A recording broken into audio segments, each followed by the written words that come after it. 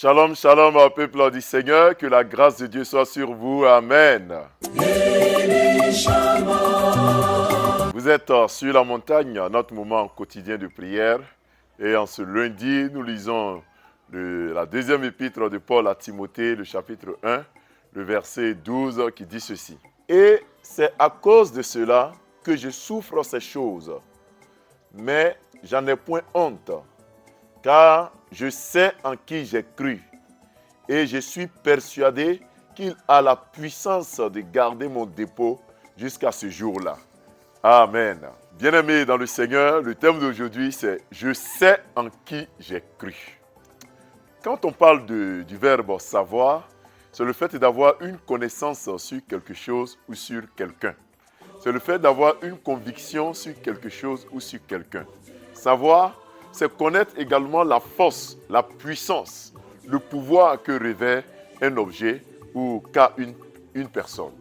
Quand l'apôtre Paul dit ici que je sais en qui j'ai cru, il dit ici qu'il connaît qui est son Dieu. Il connaît la puissance que ce dernier a. L'apôtre Paul n'a pas oublié, il n'a pas laissé de côté ce qu'il savait dès le départ. Il dit je sais en qui j'ai cru. Il a une certitude. Il est sûr de ce dont il parle. Il sait en qui il a cru. Il connaît la personne ou le Dieu en qui il a cru.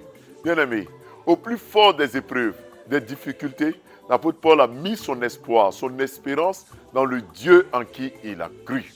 Il savait qui il était. Et il savait que même dans la souffrance, même dans les difficultés, Dieu était capable de l'enlever de ces difficultés, de lui permettre de sortir vainqueur de ces défis. Frères et sœurs, savez-vous en qui est-ce que vous avez cru? Quelquefois, nous savons en qui nous avons cru, mais quelques années plus tard, lorsque nous tombons dans les épreuves, dans les difficultés, nous oublions, nous perdons de vue, nous commençons à négliger celui en qui nous avons cru. Je veux fortifier quelqu'un ce matin.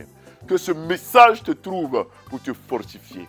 Tu sais en qui j'ai cru. Et tu sais que ce dernier a la force, il a le pouvoir, il a la puissance de te délivrer de la mort, de la maladie, de t'exaucer. Si aujourd'hui, tu n'as pas eu l'exaucement, si jusque-là tu es encore dans la souffrance, est-ce que tu sais en qui j'ai cru? En qui tu as cru?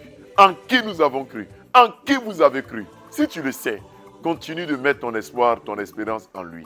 Il te fera sortir de cette difficulté. Et au dernier jour, tu ressusciteras. La victoire finale t'appartiendra. L'exaucement t'appartiendra. La délivrance t'appartiendra. Parce que celui en qui tu as cru est celui qui donne la victoire, qui donne la vie, qui donne la délivrance. Qu'il t'exauce et prends courage au nom de Jésus-Christ. Amen. Prions. Répète après moi. Au nom de notre Seigneur et Sauveur Jésus-Christ, je sais en qui j'ai cru. C'est le Dieu Tout-Puissant.